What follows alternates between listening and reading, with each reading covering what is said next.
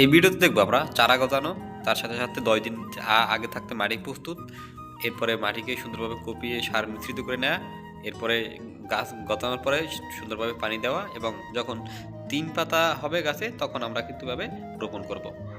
গত ভিডিওতে আমি আপনাদের দেখিয়েছিলাম তরমুজের বীজ কিভাবে শোধন করা হয়, অর্থাৎ কিভাবে প্রাথমিক পর্যায়ে প্যাকেট থেকে বের করে ভিজিয়ে নিতে হয়, তারপরে সেই ভিজানো বীজগুলা কিভাবে আবার ঘষে ঘষে সেই যে আঠালো ভাবটা থাকে সেটা দূর করা যায়।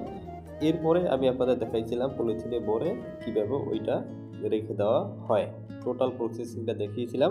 আজকে আবার দেখাবো যে ওই যে আমরা যে আটিটাকে রেখেছিলাম পলিথিনে বেঁধে কাপড়ে পেঁচিয়ে, সেই আটিগুলো ঠিক পরের দিন আবার আমরা বের করছি, দেখি যে ইনশাল্লাহ যে 99% বলা যায় বা 90% জার্মিনি জমেছে, অর্থাৎ আটি থেকে গছ কিন্তু বের হয়েছে।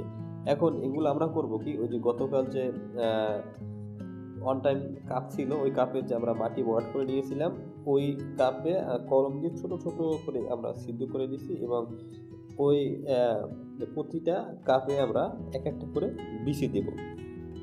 বিচি দেওয়ার পরও কিছু কাজ আছে। প্রতিটা কাপে বিচি দেওয়ার পরে আমরা আবার ওটার উপরে আলগা আবার কিছু মাটি ছড়িয়ে ছিটিয়ে দিব, অর্থাৎ প্রতিটা কাপে বিচির উপরে আলগা কিছু মাটি আবার দিয়ে দেব। আমরা ওটাকে চাপা দেব না, জাস্ট অল্প কিছু মাটি দেব, কোনো চাপ প্রয়োগ করব না, তাহলে কিন্তু চাপ প্রয়োগ করলে আটিগুলো গছ কিন্তু ভেঙে দেওয়ার সম্ভাবনা থাকে।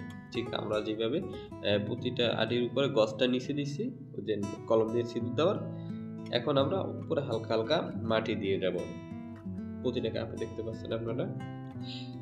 এটা দেওয়ার পরে আমাদের পরের কাজ হচ্ছে যে যখন আমাদের এইভাবে মাটি দেওয়া শেষ, তখন আমরা পানি দেব। কিভাবে পানি দেব?